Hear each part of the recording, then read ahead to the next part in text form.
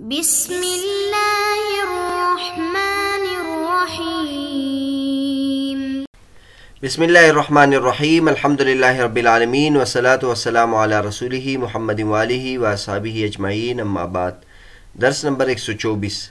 آج کے سبق کا عنوان ہے کتاب اللہ کی تعریف، ابن الحاجب رحمۃ اللہ علیہ کی طرف سے۔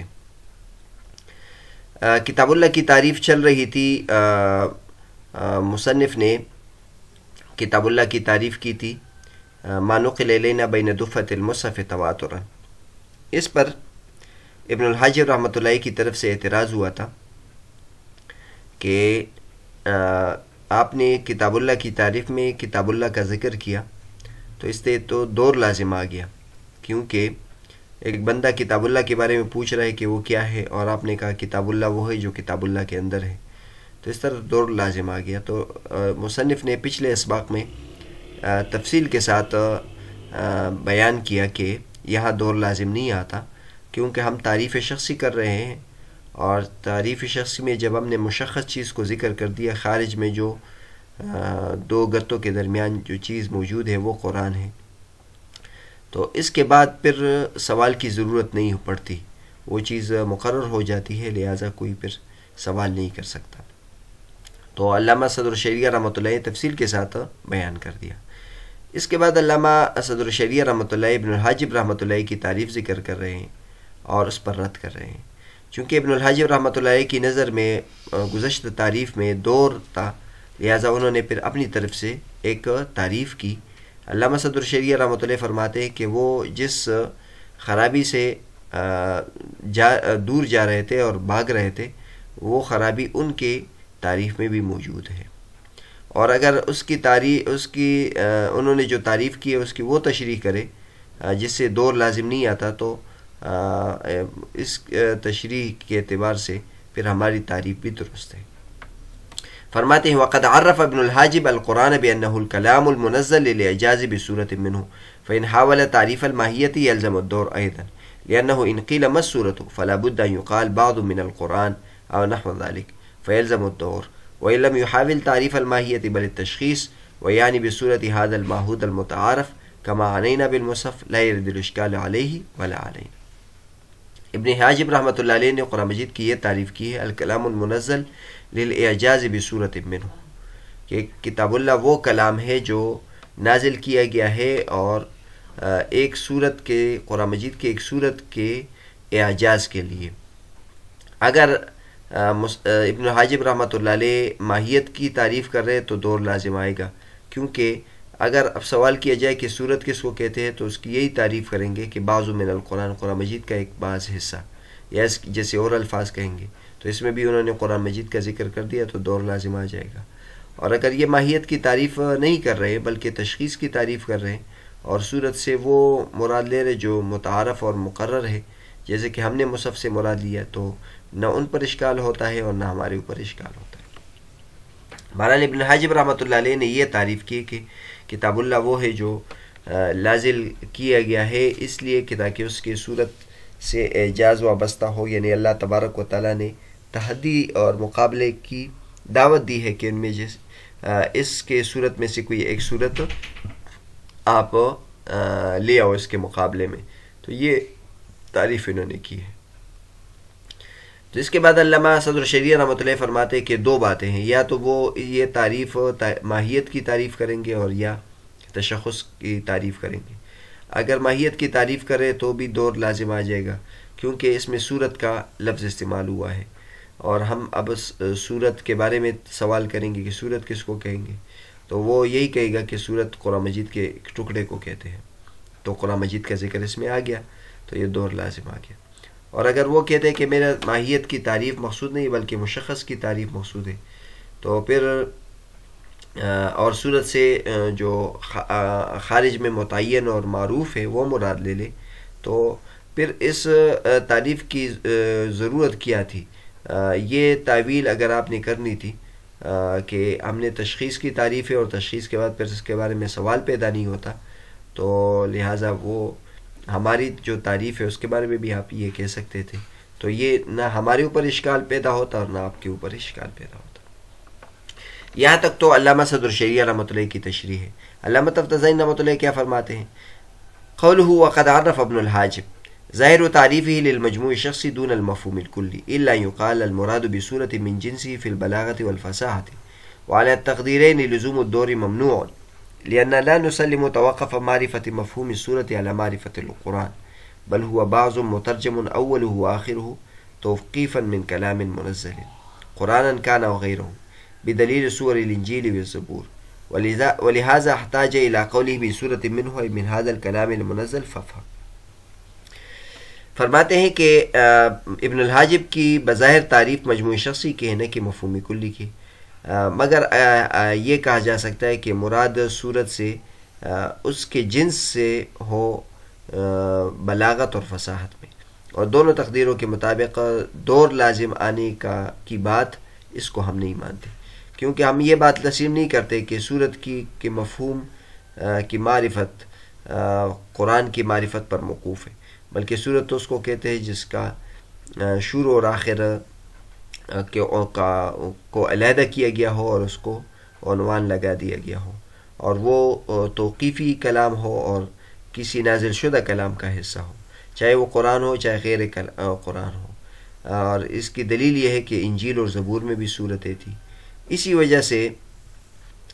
تعریف میں انہوں نے بصورت منہ کا لفظ ذکر کیا ہے، یعنی من ذالک الکلام المنزل، کہ اس کلام منزل سے ہو، اس کو سمجھے. علامہ تفتزانی رحمۃ اللہ علیہ کوشش کر رہے ہیں کہ ابن الحاجب رحمۃ اللہ کی طرف سے جواب ہو جائے. تو سب سے پہلے وہ تو یہ کہتے ہیں کہ اوپر مصنف نے دو احتمالات لے آئے تھے کہ اب آپ اگر اس کو تعریف ماہیتی پر محمول کرتے ہیں تو پھر یہ اس طرح خرابی لازم آ جائے گی، اور اگر آپ اس کو تعریف شخصی پر محمول کر رہے تو پھر یہ خرابی لازم آ جائے گی. لیکن علامہ تفتزانی رحمۃ اللہ فرماتے ہیں کہ بظاہر جو تعریف ہے یہ مجموعی شخصی کی ہے، مفہوم کلی کی نہیں ہے. اس کے بعد آگے فرماتے ہیں الا ان یقال، اپنی طرف سے علامہ ابن الحاجب رحمۃ اللہ کی طرف سے جواب دے رہے ہیں کہ مراد جو بصورت منہ ہے، بصورت من جنس ہی، یہ مراد لے لیں گے، یعنی من القرآن، قرآن کی طرف اس کو راجع نہیں کریں گے، بلکہ اپنی جنس بلاغت اور فصاحت میں سب سے اعلیٰ ہو، یہ ہم اس کی طرف راجع قرار دیں. دونوں تقدیر کے مطابق دور علامہ تفتزانی رحمۃ اللہ فرماتے کہ نہیں ہوگا، یعنی چاہے تعریف شخصی ہو یا تعریف مفہوم کلی کی ہو، دونوں صورتوں میں دور لازم نہیں آ رہا ہے. وہ علامہ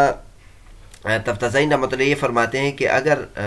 صورت کے بارے میں ہم سے یہ پوچھے کہ صورت کس کو کہتے ہیں،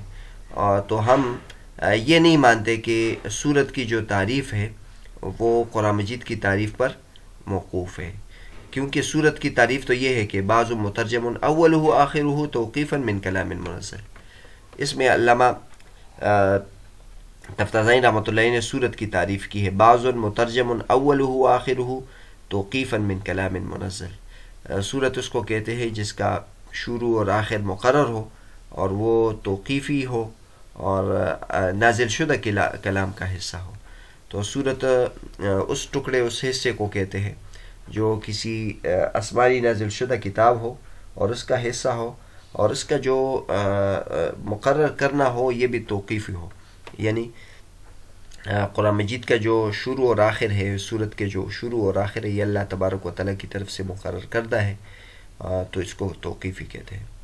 تو صورت قرآن مجید کے ساتھ تو خاص نہیں ہے، یہ کسی بھی منزل کتاب کا حصہ اور ٹکڑا ہو سکتا ہے. اور ہمارے پاس دلیل اس کی یہ ہے کہ انجیل کی بھی صورت ہے، زبور کی بھی صورتیں ہیں، لہٰذا یہ عام ہو گیا. اور دور کے لیے ضروری ہے کہ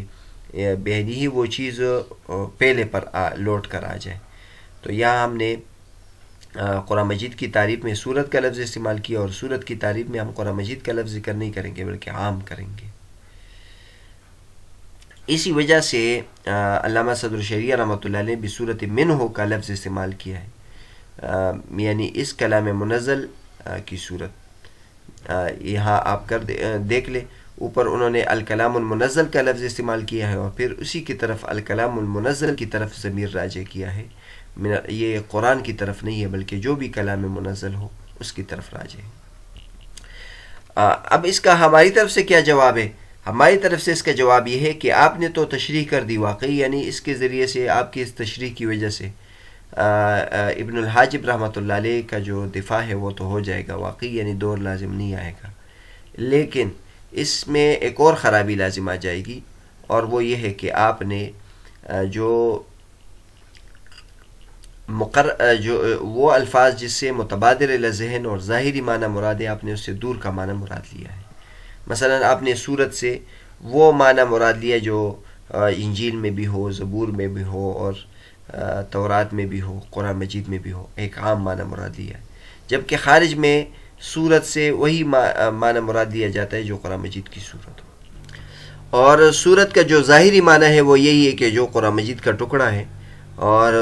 تو بہرحال اس میں قرآن مجید کا لفظ آ جائے گا، اور پھر قرآن مجید کے بارے میں قرآن مجید کا لفظ آ جائے یا قرآن مجید کے کسی حصے کا ذکر آ جائے تو بہرحال دور لازم آتا ہے۔ اور اگر آپ کہیں گے کہ یہ تعریف شخصی ہے اور اس کی تعریف کی ضرورت نہیں ہے، تو پھر ہماری جو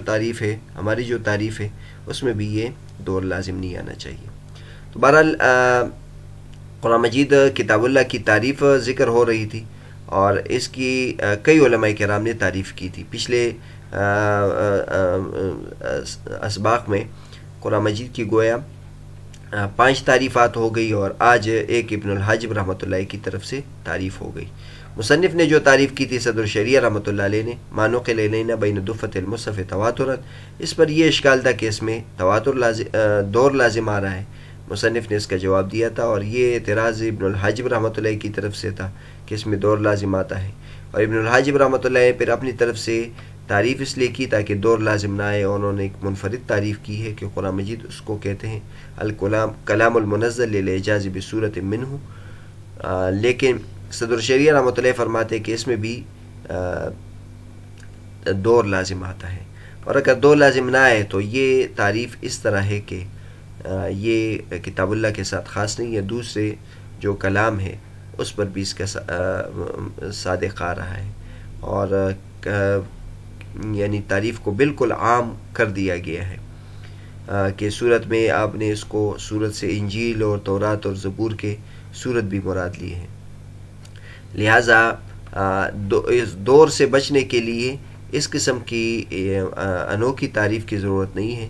بس وہ تعریف درست ہے جو مصنف نے ذکر کی ہے، اور دور کا اشکال اس لیے لازم نہیں آتا کہ اس میں قرآن مجید چونکہ متعین ہے خارج میں،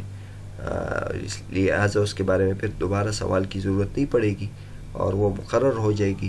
لہٰذا جو تعریف صدر شریعہ رحمۃ اللہ نے ذکر کی ہے وہ درست ہے، اور ابن الحاجب رحمۃ اللہ نے جو تعریف ذکر کی ہے اس میں بھی دور لازم آتا ہے۔